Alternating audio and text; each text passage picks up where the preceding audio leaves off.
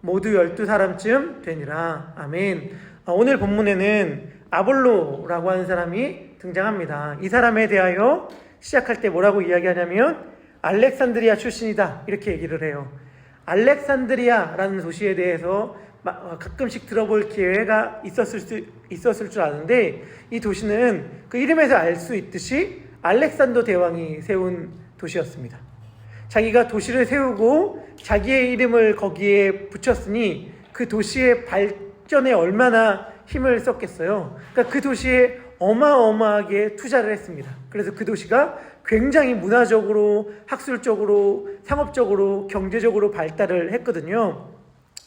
이집트 북부 지역에 있던 도시였는데 그 이집트 북부 지중해 연안에서 헬레니즘 세계의 문화, 정치적 중심지가 되었습니다. 그리고 학문이 엄청 발달했어요. 그래서 알렉산드리아에 있던 도서관이 굉장히 크다라는 이야기들을 아마 한 번쯤은 들어봤을 것입니다. 알렉산더 대왕이 세계를 막 통일해 나간 다음에 세계에 어마어마한 제국을 이루게 되자 언어를 하나로 통일하는 일들을 하였습니다.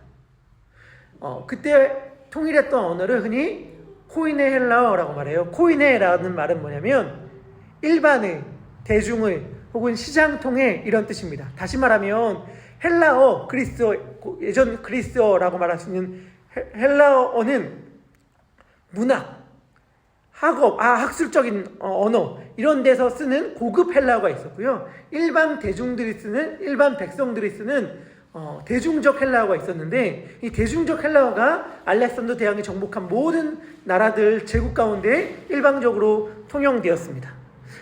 이스라엘 입장에서 생각해 본다면 이스라엘은 이미 나라를 잃어버린 지 오래였거든요. 북이스라엘은 아수르란 나라에 의하여 멸망당했고, 남유다는 바벨론이라는 나라에 대하여 멸망당했습니다. 멸망당하면서 시간이 조금씩 지나게 되니까 어떠한 일들이 펼쳐졌냐면 사람들이 자기들의 언어를 까먹기 시작했습니다. 자기 민족이 원래 쓰던 히브리어를 잊어버리는 사람들이 많이 나오기 시작했어요. 그러니까 문제가 뭐냐면 하나님의 말씀도 제대로 못 읽는 거예요. 하나님의 말씀이 히브리어로 써졌는데 그 하나님의 말씀을 제대로 못 읽는 상황이 펼쳐지니까 어떻게 했냐면 이 히브리어로 된 성경책을 당시에 많은 사람들이 아는 헬라어로 번역하기 시작했습니다.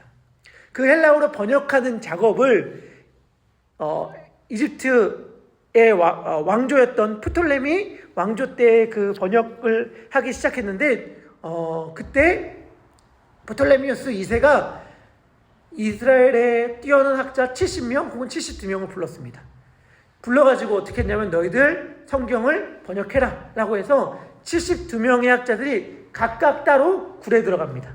굴에 들어가서 성경을 한 달 동안 열심히 번역했어요. 그 작업을 한 달 만에 했다는 것도 기적과도 같은 일인데, 한 다음에 다 가지고 와라 라고 말해서 딱 가지고 왔는데 모아보니 72명의 학자들이 번역한 내용이 하나도 차이가 없었더라 라고 말하는 믿기 힘든 전설과도 같은 이야기가 전해져 옵니다. 이건 뭐 전설인데 전해져 오는데, 그때에 번역했던 성경책을 흔히 72명인데 70인이 번역했다고 해서 70인경이라고 부르는 거예요. 그리고 줄여서 LXX라고 부릅니다. 왜냐하면 로마 글씨로 L이 50, XX가 10 이래가지고 50 더하기 10 더하기 10 이래서 70인 이렇게 말하거든요. 그래서 구약의 그리스어 번역본, 구약의 헬라어 번역본이 70인경이다 이렇게 이해하시면 되고, 이 70인경을 아마도 예수님 당시에 그리스도인들은 봤을 거라고 추측해요. 중요한 건 이거예요. 제가 지금 이 말씀을 왜 드리냐면 이 번역을 어디서 했는가? 이 번역을 어디서 했냐면 알렉산드리아에서 했어요. 그러니까 사실은 우리가 성경 번역이라고 이야기한다면 예루살렘이라는 곳도 있잖아요. 그런데 왜 알렉산드리아에서 했을까라고 한다면 이 도시가 정말 그 당시에 가장 대표적인 학술 도시였기 때문에 그렇습니다. 신학, 철학, 학문이, 문학이 가장 발전하는 곳이 알렉산드리아였어요. 그런데 아볼로가 그 알렉산드리아 출신이었다는 거죠. 그러니까 그 출신만 봐도 그가 어떠한 존재인지를 어느 정도 알 수 있습니다. 알렉산드리아 출신인 아볼로가 에베소라는 지역에 이르렀는데 성경은 이야기하기를 그가 언변이 좋고 성경에 능통했다라고 말을 합니다. 언변이 좋다는 말은 학문이 뛰어나다는 말과 말을 잘한다, 두 가지 의미를 다 담고 있습니다. 많이들 아시겠지만 바울 같은 경우는 설교를 잘 못했습니다. 얼마나 설교를 못했으면 설교를 듣다가 졸아서 떨어져 죽느냐 이렇게 말을 할 수도 있겠지만, 그 사건이 아니라 하더라도 바울의 가장 큰, 바울의 대적자들의 바울의 공격거리는 뭐였냐면 이거였어요. 바울을 비판하는 사람들, 바울을 시기하는 사람들이 굉장히 많이 있었는데 뭐라고 이야기하냐면, 정말 이건 그냥 성경에 나오는 말이니까 이야기한다면 설교도 못하는 게 였어요. 그러니까 바울을 향해 제일 많이 사람들이 공격했던 말이 설교도 못하는 게, 저 사람은 글만 잘 쓰잖아, 저 사람 설교 너무 못하던데 하나도 은혜가 안 돼 라고 하는 이야기를 바울이 많이 들었단 말이에요. 그런데 바울에게 그 이야기를 했던 사람들 있죠. 바울에게 설교도 잘 못하는 게 라고 말했던 사람들이 아볼로에겐 그러지 않았어요. 아볼로의 말들은 다 좋아했단 말이에요. 왜냐하면 아볼로는 굉장히 언변이 좋고 성경에 능통했거든요. 그러니까 바울을 싫어했던 사람들이 아마 아볼로와 바울 사이는 좋았지만 그 둘의 사이를 가리기 위하여 충분히 이렇게 말씀할 수 있죠.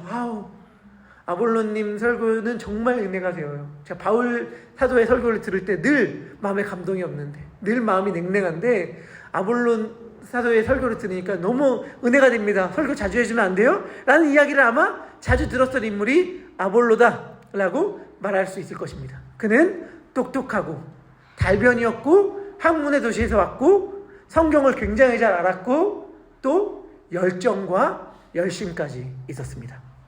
성경은 뭐라고 얘기하는가? 그가 일찍이 주의 도를 배워 열심으로 예수에 관한 것을 자세히 가르치나. 그가 예수에 관한 것을 자세히 가르쳤대요. 그런데 뭐라고 성경은 덧붙이냐면 요한의 세례만 알 따름이었더라, 이렇게 얘기를 해요. 이게 신기하지 않아요? 그가 요한의 세례만 알 따름인데 어떻게 예수에 관한 것을 자세히 가르칠 수 있죠? 요한의 세례만 알 따름인데, 요한의 세례만 알고 있는데 어떻게 주의 도를 배워 열심으로 예수에 관한 것을 자세히 가르칠 수 있었을까요?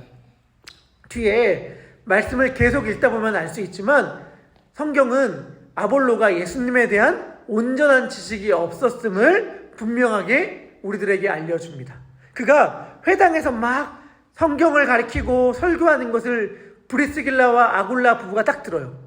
브리스길라와 아굴라 부부가 딱 듣고 저 사람 되게 성경 많이 한다, 구약 많이 한다. 그런데 너무 핵심적인 사항을 몰라, 너무 중요한 걸 몰라. 그래서 그 천막 만드는 부부가 그를 데려다가 하나님의 도를 더 정확하게 풀어 가르쳐요. 예수님에 대해 분명하게 알려줬다는 거예요. 그리고 아볼로가 브리스길라와 아굴라에게 예수님에 대해 배운 뒤에 어떻게 되는가, 뭘 전하는가? 성경은 이렇게 우리들에게 말합니다. 성경으로, 여기서 성경 구약 말씀을 이야기하는데 구약 말씀으로 예수는 그리스도라 증언하여 공중 앞에서 힘있게 유대인의 말을 이겼다, 이렇게 말을 해요. 구약으로 예수는 그리스도라 증언하여 사람들 앞에서 힘있게 유대인의 말을 이겼다. 다시 정리해 드릴게요. 아볼로는 구약 박사였습니다. 구약의 말씀들을 너무 잘 알고 있었어요. 그리고 구약에서 메시아에 관해 이야기하는 내용들에 대하여 너무나도 잘 알고 있었고 잘 전할 수 있었어요. 그런데 이 메시아가 예수님이시다, 나사렛 예수님이시다 라는 것에 대해서 몰랐어요. 명확하게 몰랐어요. 그러니까 무슨 말이냐면 예수에 관한 것을 자세하게 전했어요. 예수에 관한 것이 뭐죠? 구약에서 그리스도에 대해서, 메시아에 대해서 예언한 것들, 우리에게 메시아가 오면 이런 일들을 행할 것입니다 라고 하는 것들을 자세히 알고 전했지만 정작 자기가 이야기하는 그것이 예수님에 대한 것이고 예수님을 향한 것이고 예수님에 대해 알려주는 것이었다는 건 몰랐다는 거예요. 메시아가 오면 이러이러한 것들을 행할 것입니다 라고 얘기했지만 정작 그 메시아가 이미 왔고 우리를 위하여 죽었고 부활했다는 사실을 몰랐다는 것이죠. 선녀님을 전해줬다는 것을 몰랐다는 거예요. 그러니까 이 예수님에 대하여 알게 되니까 아볼로의 입장에서는 구약에 자기가 알고 있던 모든 말씀들이 완전하고 올바르게 해석되기 시작하는 거죠. 구약에서 내가 그토록 믿고 기다려왔던 그리스도, 바로 이 메시아가 예수님이구나 라는 걸 알게 되자 이 예수님이 그리스도라는 걸 힘있게 증언하기 시작했습니다. 그런데 이거를 알려준 사람이 누구라고요? 이거를 알려준 사람이 아굴라와 브리스길라 부부라고요. 천막 만드는 사람이었던 사람. 저는 이게 되게 의미 있다고 생각합니다. 백주년 기념교회라는 교회에서 양화진에 있는 교회인데 목회를 오랫동안 하시고 지금은 은퇴하신 이재철 목사님이라는 분이 되게 교회에서 문화 강연, 문화 행사들을 많이 진행했어요. 그래서 유명한 인사들, 본받을 만한 분들을 불러놓고 학술 강연 같은 걸 많이 했는데 어느 날은 스님을 불러놓고 강연을 시작했습니다. 스님을 불러놓고 일반 대중들을 향해서 지역사회 봉사 일환이기도 하고 자기 성도님들을 향해서 강연을 시작했어요. 그래서 스님이 막 강연을 했는데 이렇게 얘기를 했어요. 뭐라고 얘기했냐면 저도 여러분들 성경을 읽어봤습니다. 성경을 읽어봤는데 정말 제가 100번도 넘게 성경을 읽어봤습니다. 진리를 알기 위해서.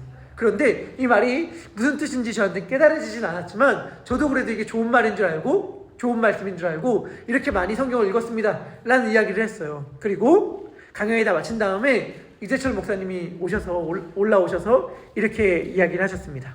뭐라고 말씀하셨는가? 성도님들, 이게 얼마나 은혜입니까? 누군가는 100번을 읽어도 이게 와닿지 않는데 솔직히 우리들 성경책 한 번도 안 읽은 사람 많지 않습니까? 근데 믿는다고 고백하고 앉아있으니 이게 얼마나 위대하고 놀라운 은혜입니까? 이렇게 얘기했는데 저는 이게 굉장히 중요한 진실과 진리를 담고 있다고 생각합니다. 성경은요 100번 읽는다고 해서 1000번 읽는다고 해서 깨달아지는 게 아니에요. 고린도에 보내는 편지에서 바울이 뭐라고 이야기하냐면 성령은 하나님의 깊은 것이라도 통달한다고 얘기해요. 그러니까 성경은 성령으로 읽어야 되는 거예요. 왜냐하면 모든 성경은 뭐로 되었다고요? 하나님의 감동으로 되었다. 하나님의 감동, 하나님의 호흡, 하나님의 숨결로 되었다고 이야기하고 하나님의 호흡, 숨이라는 말은 또 성령이라는 말로도 번역할 수 있고 설명할 수 있잖아요. 다시 말하면 성경은 성령으로 쓰여진 책이거든요. 그렇기 때문에 성령으로만 올바로 볼 수 있어요. 제 주위의 친구들 가운데서도요. 저도 진짜 신기한데 여러분들 충격적인 이야기를 하나 들려준다면 예수님을 안 믿는 사람들 중에서 성경을 읽는 사람들이 의외로 많다는 것 알고 계신가요? 우리는 이 사실만 알잖아요. 예수님을 믿는 사람들 중에 성경을 안 읽는 사람들이 많다. 이거는 잘 알아. 왜? 내가 그러니까 이 사실은 잘 알아. 그런데 예수님을 안 믿는 사람들 중에 성경을 읽는 사람들이 의외로 많이 있어요. 제 주위에도 그런 친구들 많이 있거든요. 신기한 건 뭐냐면 안 믿어진대요. 그냥 좋은 말씀으로 담는 것이죠. 그렇지만 우리는 이게 믿어지잖아요. 어떻게? 성령님으로 인하여. 그러니까 성경 공부를 많이 했냐, 신학 공부를 많이 했냐, 얼마나 교회 생활 오랫동안 했냐가 아니라 성령님을 얼마나 내가 믿으면서 동행하고 있는가가 핵심이에요. 브리스길라와 아굴라 부부가 비록 성경에 대하여, 구약 말씀에 대하여 아볼로보다 몰랐을지 모르지만 그에게 성경을 가르쳐준다니까요. 알렉산드리아 출신의 성경에 능통하였던 달변가 아볼로에게 성경을 강의했던 사람이 누구냐면 브리스길라와 아굴라 부부였습니다. 이 부부의 도움으로 아볼로는 말씀이 깨달아집니다. 이 깨달은 말씀을 달변회어로 힘있게 증언하였습니다. 예수님이 구약에서 그토록 오랫동안 예언하였던 메시아다, 그리스도다 라고 이야기를 들려줍니다. 그리고 성경은 다시 바울의 이야기로 돌아옵니다. 바울이 에베소에 왔을 때 어떤 제자들을 만나 말합니다. 너희가 믿을 때에 성령을 받았느냐? 그들은 말합니다. 대답합니다. 아니, 우리는 성령이 계심도 알지 못하였다. 그럼 너희가 아는 게 뭔데? 우리가 아는 건 요한의 세례, 회개의 세례 뿐이다 라고 대답해요. 여러분, 이거 정말 곱씹을 만한 말입니다. 신기하지 않으세요? 묻습니다. 너희가 믿을 때 성령을 받지 않았느냐? 못하였느냐? 우리 성령이 계심도 알지 못하였다. 그럼 뭘 아는데? 요한의 세례만 한다. 말이 안 되잖아요. 말이 안 된다는 걸 못 느끼세요? 요한의 세례를 아는데 어떻게 성령을 몰라요? 요한의 세례를 아는데 어떻게 성령의 계시를 모를 수 있어요? 요한이 뭘 얘기했는데요? 요한이 얘기했던 것, 강조했던 것, 회개하라 라고 얘기하면서 세례를 베풀면서 했던 말이 뭐예요? 나는 메시아가 아니다. 내 뒤에 오실 분은 나보다 엄청나게 크신 분이다. 세 번째, 나는 물로 세례를 베풀거니와 그는 성령으로 세례를 베풀 것이다. 무슨 말이냐면 요한을 알면 성령을 모를 수가 없어.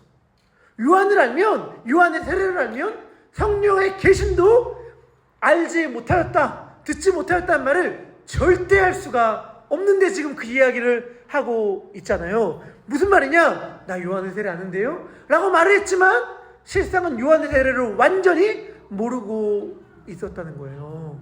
이 모습들이 우리들에게 얼마나 많이 나타나는 모습입니까? 나 알아. 나 교회 오래 다녔어. 말씀 열심히 들었어. 성경 공부 열심히 했어. 나 알아. 라고 이야기하는데 성령의 계신도 알지 못하였다. 요한의 세례도 제대로 몰랐다는 거죠. 우리는 진짜 잘 몰라요. 안다고 생각함으로 더 몰라요. 모르면서 안다고 생각하는 게 바로 우리들입니다. 바울은 예수님에 대하여 이야기해주고 이들이 예수님의 이름으로 세례를 받습니다. 그리고 바울이 안수하니까 성령이 그들에게 임합니다. 방언도 하고 예언도 하는 성령의 권능이 임하고 그들이 모두 12사람쯤 되었다고 이야기하므로 하나님의 나라가 지금 이곳 가운데 시작되었다라고 성경은 이야기해주고 있습니다. 성경을 안다고 생각하는 사람들, 신앙생활을 잘 한다고 생각하고 신앙생활이 무엇인지 잘 안다고 생각하는 사람들의 특징은 안다고 생각해서 모른다는 것이죠. 나도 다 경험했어, 나도 나 알아 라고 이야기하지만 진짜 모르는 거예요. 진짜 아는 건 뭘까 그러면? 신앙생활이라는 게 뭘까? 라고 할 때 오늘 본문에 신앙생활이라는 게 뭔지를 알려줍니다. 그게 뭐냐? 아볼로가 성령에 대하여 안 다음에 예수님이 누군지 안 다음에 유대인들에 대하여 이야기할 때에 힘써 증언했던 게 뭐냐면 예수는 그리스도라는 것이잖아요. 예수가 그리스도라는 것을 힘써 증언하고 나의 믿음이 맞다라고 해서 그들이 이겼다라고 이야기하는데 예수가 그리스도다라는 말의 의미가 뭘까요? 여러분, 예수는 이름이고 그리스도는 직함이잖아요. 많이들 알고 계시죠? 우린 예수 그리스도가 딱 붙어있지만 예수 따로 그리스도 따로입니다. 예수는 쉽게 말하면 강문구, 그리스도는 목사예요. 윤영진 집사 이런 것처럼 예수는 그리스도다. 근데 중요한 건 그리스도는 유일한 호칭. 당시에 로마의 황제 한 명이었잖아요. 그러면 아우구스투스, 옥타비아누스 황제 이렇게 말할 때 이름이 있고 황제가 있지만 황제는 그 다음도 황제가 있고 그 다음도 황제가 있잖아요. 그렇지만 그리스도라는 것은 유일무이한 칭호이기 때문에 역사상 딱 한 명에게만 줄 수 있는 칭호이기 때문에 그의 이름이 곧 그 칭호랑 같이 써도 돼요. 왜냐하면 황제다라고 얘기할 때 황제가 한 명밖에 없다면, 예를 들면 이렇게 딱 이야기하면 쉬울 것 같은데 진나라의 왕이었던 정이라는 사람이 온 천하 대륙을 통일합니다. 그러면서 이야기해요. 더 이상 나를 왕이라 부르지 말아라. 왜냐? 왕은 저 사람도 왕이었고 이 사람도 왕이었고 이 사람도 왕이었는데 나는 왕보다도 위대한 존재다. 나 같은 사람은 이때까지 없었으니 이제부터 왕이라고 나를 부르지 말고 황제라고 불러라. 이야기하거든요. 황제. 그런데 황제 중에 자기가 제일 처음 황제, 시작하는 황제, 황제의 시작을 연 황제니까 나는 황제 앞에다 시를 붙이겠다. 그래서 진시황제 이렇게 부르잖아요. 근데 쉽게 말하면 시황제는 역사 가운데 한 명밖에 없어. 시황제 역사 가운데 한 명밖에 없어. 왜냐면 처음에 황제니까. 그렇기 때문에 진왕정이라고 말할 때 그 이름을 안 부르고 시황제라고 말해도 다 알아. 그쵸? 근데 시황제가 그 이름은 아니잖아요. 칭호지. 이런 것처럼 그리스도라고 말할 때 그리스도가 역사 가운데 딱 한 분밖에 없었기 때문에 그리스도라고 말해도 그분이 예수님이라는 걸 다 알아요. 우리는. 하지만 예수님이 이름이고 그리스도가 칭호인 거예요. 근데 그 유대인들이 그토록 기다려왔던 그리스도가 예수라고 아볼로가 힘써 증명했다는 것인데, 예수님이 그리스도라는 게 무슨 의미가 있는가, 무슨 뜻인가 라고 말한다면 이겁니다. 그리스도는 뭐죠? 그리스도는 구원자, 메시아, 내 삶의 정답, 대답이잖아요. 예수를 그리스도라고 믿는다는 것, 그리스도라고 고백하는 건 무슨 말이냐면 예수님이 답이야 하는 고백이에요. 예수님이 그리스도야, 예수님이 그리스도다 라고 하는 건 뭐냐면 예수님이 답이야. 우리 신앙생활 오래 하면 오래 할수록 예수님이 답이 아니라는 경험이 쌓여가. 그래서 우리가 뭐를 배워가는가, 신앙생활 하면 할수록.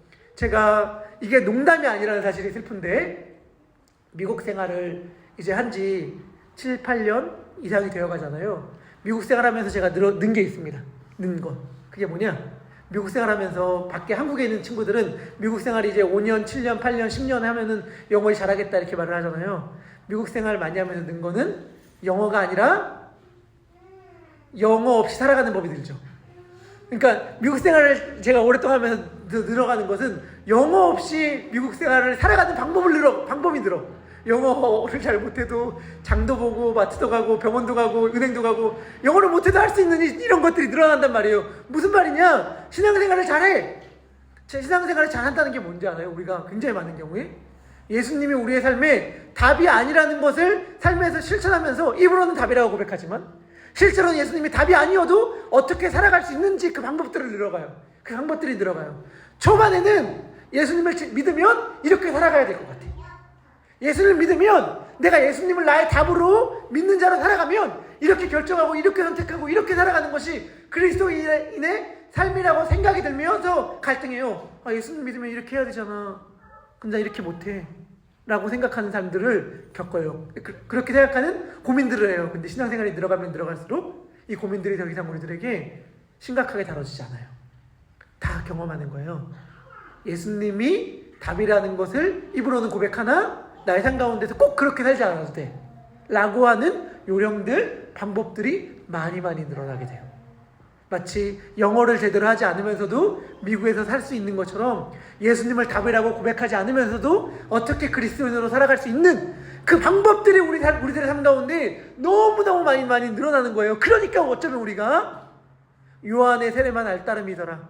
성령의 계심도 알지 못하였더라. 성령님과 동행하는 삶이 무엇인지, 예수님이 진짜 우리들의 삶 가운데 답이 된다는 것이 무엇인지를 이토록 모른 채 살아갈 수 있구나 라는 생각들을 하게 됩니다.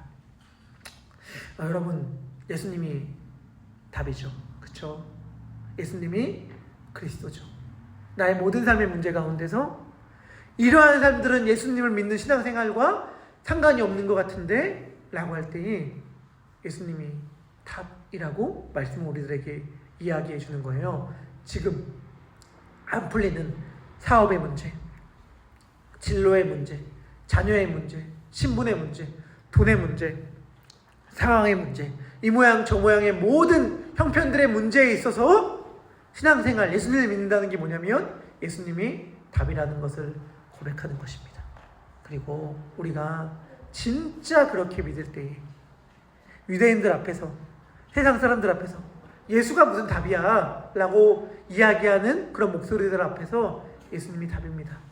예수님이 진짜입니다. 예수님이 정답입니다. 예수님이 그리스도입니다 라고 고백할 때에 성령님의 권능이 우리 가운데 임할 줄 믿습니다. 우리 함께 말씀을 생각하며 기도했으면 좋겠습니다. 우리 기도할 때에 우리 이렇게 기도합시다. 하나님 아버지,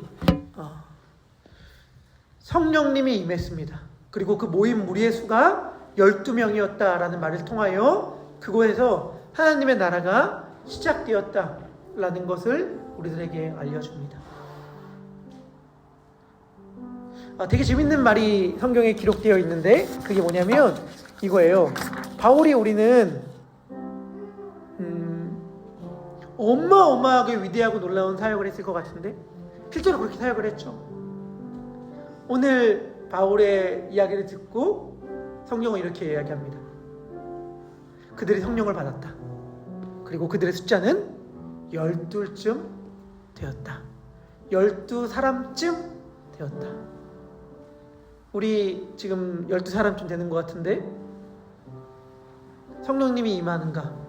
성령님이 임하고 하나님의 나라가 시작되는가? 라고 했을 때에 어쩌면 그들과 우리가 동일한 상황과 조건 가운데 놓여져 있는지 모르겠습니다.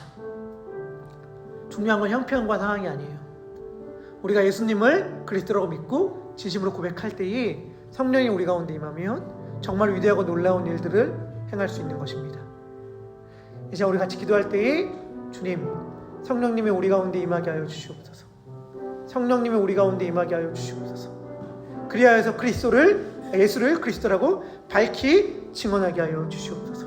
우리 이러한 기도의 제목을 가지고 함께 기도하도록 하겠습니다. 기도하겠습니다. 하나님 아버지, 기도합니다. 하늘의 문을 여시고 성령님을 우리 가운데 부어 주시옵소서. 성령님 우리 가운데 임하여 주시옵소서. 우리가 권능을 받고 방언도 하고 예언도 하게 하여 주시옵소서. 모임 모든 12사람들이 하나님 아버지, 하나님의 나라를 꿈꾸며 살아가게 하여 주시옵소서. 각자의 삶 가운데 여러 가지 문제들이 있는데 그 문제 가운데 예수를 그리스도라고 밝히 증언하게 하여 주시옵소서. 하나님 아버지, 저희 삶 가운데도 여러 가지 문제들이 있습니다. 경제적인 문제들이 있고, 상황적 문제들이 있고, 관계적인 문제들이 있고, 하나님 아버지, 앞으로의 날들을 생각하면서 이런 모양 저런 모양의 염려들이 찾아오기도 합니다. 그런데 주님, 중요한 것은 무엇이냐면 이런 모든 상황들 앞에서 예수를 그리스도라고 믿는가인 줄 압니다. 나는 예수를 그리스도라고 믿는가? 나에게 예수님은 그리스도신가? 주님은 오늘 이 시간 저에게 묻습니다. 예수님이 답인가? 예수님이면 충분한 정답이라고 내가 믿고 있는가? 예수님이면 완전히 괜찮다고 고백하고 있는가? 주님, 이 질문 앞에 제가 섭니다. 주님, 고백합니다. 예수님이면 괜찮습니다. 예수님이면 충분합니다. 예수님이면 충만합니다. 예수님 한 분이면 나는 온전히 만족합니다. 주님, 그 예수님을 믿고 살아가는 자가 되게 인도하여 주시옵소서. 주님, 성령님의 계심도 듣지 못한 어리석은 자가 되지 말게 하여 주십시오. 교회 생활을 오랫동안 하고 말씀도 많이 읽고 설교도 하고 목회도 하지만 요한의 세례만 알 따름이었더라 라고 고백함으로 심지어 요한의 세례도 모르는 어리석은 자가 되지 말게 하여 주시옵소서. 말씀을 안다고 이야기하나 말씀을 모르는 자, 예수를 안다고 이야기하나 예수를 모르는 자, 성령을 안다고 이야기하나 성령을 모르는 자가 되지 않게 하여 주십시오. 주님, 이곳 가운데 오셔서 하늘을 가르고 임재하여 주셔서 우리들의 완악하고 완고한 마음을 치시며 부수시며 하나님의 나라가 우리 가운데 임함을 경험케 하여 주시옵고, 우리들의 삶의 현실한 가운데에서 예수님을 믿고 따라가는 자가 되게 인도하여 주시옵고, 예수님이 정답이라고 고백하며 그 예수님은 나의 삶 가운데 그리스도가 되십니다 라고 고백하며 주께서 허락한 하루하루의 삶을 살아가는 자가 되게 인도하여 주시옵소서. 주께서 그렇게 인도하여 주실 줄 믿습니다.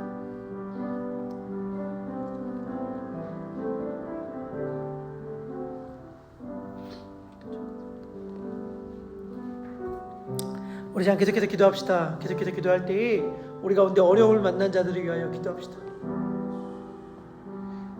저는 아직도 씁쓸한 기억이 남아 있어요.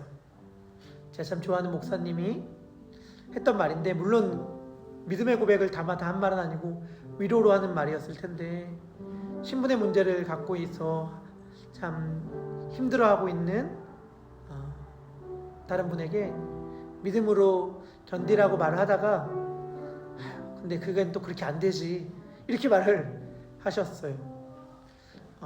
공감과 위로였지만 저는 마음이 너무 헛헛했습니다.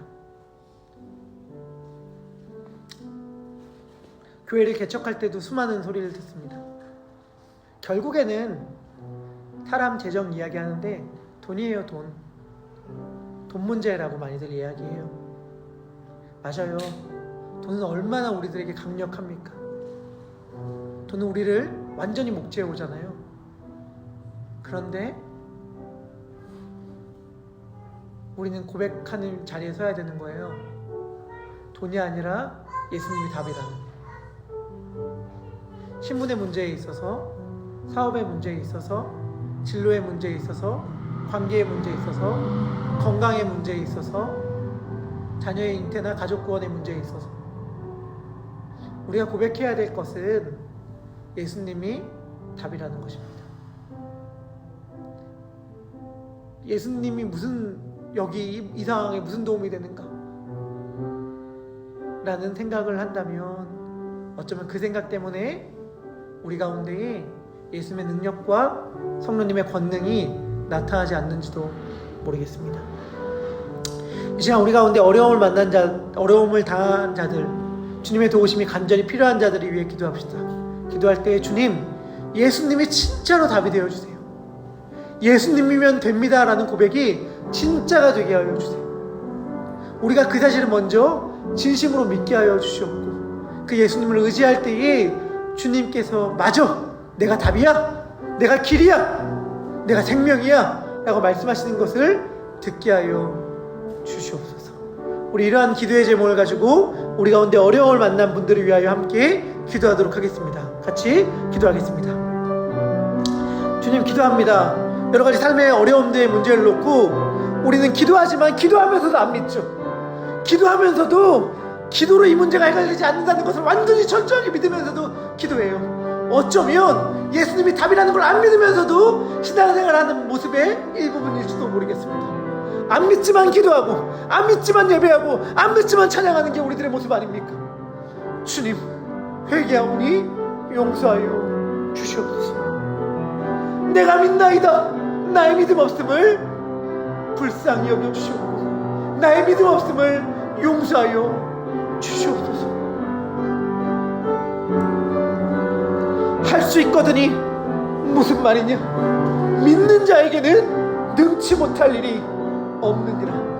할 수 있거든이 무슨 말이냐? 믿는 자에게는 능치 못할 일이 없느니라. 너희가 만약 겨자씨만한 믿음이라도 있었다면 이 산을 들려 바다에 잠기우라 하면 잠기었을 것이오.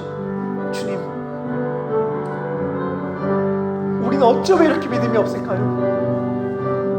우리는 어쩜 이렇게 연약할까요? 어쩜 이렇게 겨자씨 한 톨만한 믿음도 우리 안에 찾아보기가 어려울까요? 주님, 회개하오니 용서하여 주시옵소서.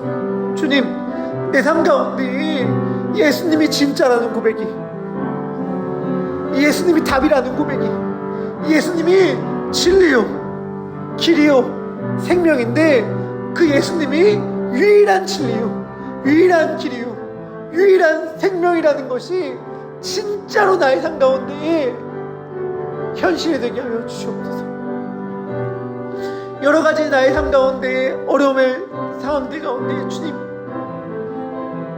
이 고백이 진짜가 되게 하여 주십시오. 건강의 문제를 놓고 신음하고 있는 성도님들이 계십니다. 신분의 문제를 놓고 기도하고 있는 성도님들이 계십니다.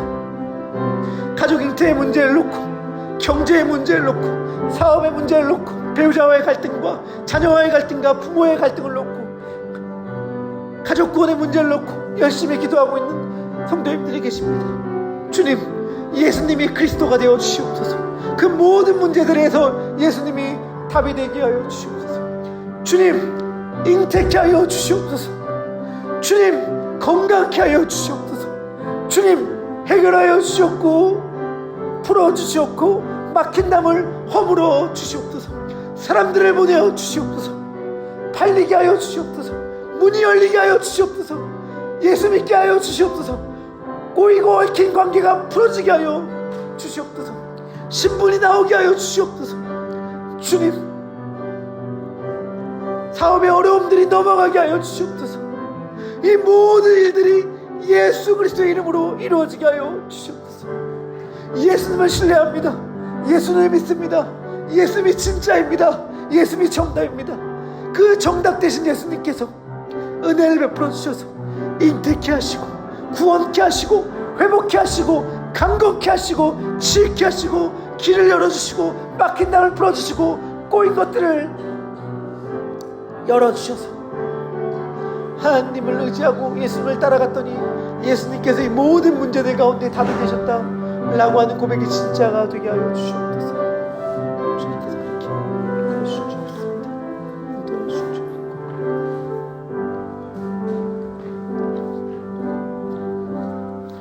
이제 우리 계속해서 기도할 때에 우리 교회를 위해 기도했으면 좋겠습니다. 우리 교회가 오늘은 찬양 집회가 있고 내일은 임명호 지사님의 명예장로 추대 예배가 있습니다. 그리고 주일 예배를 드리죠. 이 모든 것들을 통하여 우리 교회에 속한 모든 성도님들이 예수님을 더 사랑하게 해달라고 기도했으면 좋겠습니다. 결국에 예수님을 사랑하면, 예수님을 더 믿으면 그것이면 되잖아요. 이 모든 시간들을 통해서 더베델교회 모든 성도님들이 예수님을 더 믿고 더 신뢰하게 하여 주시옵소서. 그리고 이 모인 12명의 12사람쯤 되는 사람들에게 성령님이 임하였고, 여기서부터 위대하고 놀라운 은혜의 역사, 부흥의 역사가 시작되잖아요. 예수님을 더 믿는 더베델의 성도님들로 인하여 우리 교회가 부흥의 역사가 펼쳐지게 하여 주시옵고, 권능의 역사가 펼쳐지게 하여 주시옵고, 이 지역 가운데에 하나님만이 행할 수 있는 위대하고 놀라운 일들이 일어나게 하여 주시옵소서. 우리 이러한 기도의 제목을 놓고 우리 함께 기도하도록 하겠습니다. 오늘 드려질 찬양 집회와 내일 드려질 예배를 위하여 함께 간절히 기도하도록 합니다. 기도하겠습니다. 하나님 아버지, 기도합니다. 하나님의 은혜를 구합니다. 하나님의 나라를 구합니다. 주님, 부족한 자 우리 교회 가운데 목사로 세우시고 주의 몸된 교회를 세우게 하심에 감사드립니다. 이 모든 것들이 하나님의 은혜입니다. 주님, 우리가 기도할 때, 우리가 엎드려 쉽게 간구할 때, 하나님의 능력을 구할 때, 주님, 우리 교회 가운데 함께하여 주시옵소서. 우리 교회가 성령에 불타는 교회가 되게 하여 주시옵소서. 수많은 사람들이 우리 교회를 통하여 예수님 믿게 되는 은혜의 역사가 펼쳐지게 하여 주시옵소서. 주님, 기도합니다. 우리 교회에 속한 모든 성도님들이 예수님을 더 사랑하게 하여 주시옵소서. 우리 교회에 속한 모든 자들이 예수님을 더 믿게 하여 주시옵소서. 예수님을 더 의지하게 하여 주십시오. 예수님을 더 신뢰하게 하여 주시옵소서. 자기의 삶의 모든 문제들 가운데 예수님을 그리스도라고 믿는 자들 되게 인도하여 주시옵고, 예수님을 더 사랑하는 마음이 신앙생활을 하면 할수록 더 커지게 하여 주시옵소서. 주님, 기도합니다.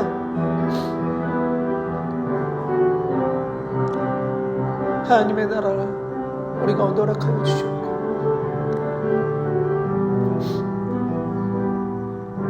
주님, 하나님의 뜻이 우리 가운데 펼쳐지게 하여 주시옵소서.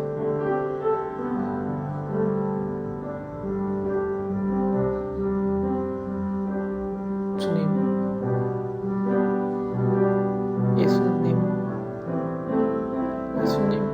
우리 교회를 통하여 일하여 주시옵고, 우리 교회를 사랑하여 주시고, 우리 교회가 하나님의 나라 되시옵소서.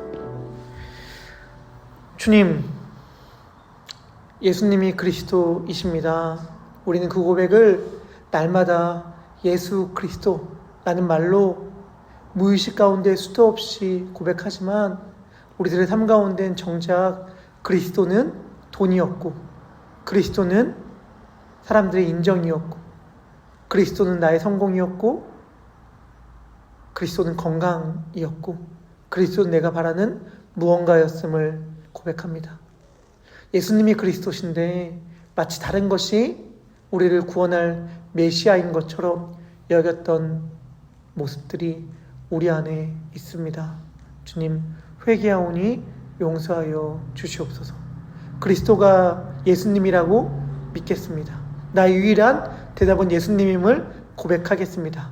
주님, 우리가 그러한 고백으로 살아갈 때에 성령님의 권능이 우리들의 삶 가운데에 임하게 하여 주시옵고, 그 성령님의 권능을 따라 살아갈 때에 위대하고 놀라운 하나님의 나라를 경험하는 우리가 되게 하여 주시옵소서. 오늘 드려질 찬양 집회와 내일 드려질 예배 가운데에 함께하여 주셔서 성령님의 권능이 넘실거리는 시간들이 되게 하여 주시옵고, 그 성령님으로 인하여 우리가 우리의 현실을 하나님의 뜻대로 살아갈 수 있는 힘과 지혜를 얻게 하여 주시옵소서. 그렇게 우리들의 삶을 인도하여 주실 것을 믿고 감사드리며 예수님의 이름으로 기도합니다. 아멘. 우리 함께 주기도문 고백하겠습니다. 하늘에 계신 우리 아버지여, 이름이 거룩히 여김을 받으시오며 나라의 임하옵시며 뜻이 하늘에서 이룬 것 같이 땅에서도 이루어지이다. 오늘날 우리에게 일용할 양식을 주옵시고, 우리가 우리에게 죄 지은 자를 사하여 준 것 같이 우리 죄를 사하여 주옵시고, 우리를 시험에 들게 하지 마옵시고 다만 악에서 구하옵소서. 대개 나라와 권세와 영광이 아버지께 영원히 있사옵나이다. 아멘. 우리 가지고 나온 기도의 제목들을 놓고 자유롭게 기도하시고 또 친교의 실로 가셔서 친교의 교제 나누시도록 하겠습니다. 우리 함께 기도하겠습니다.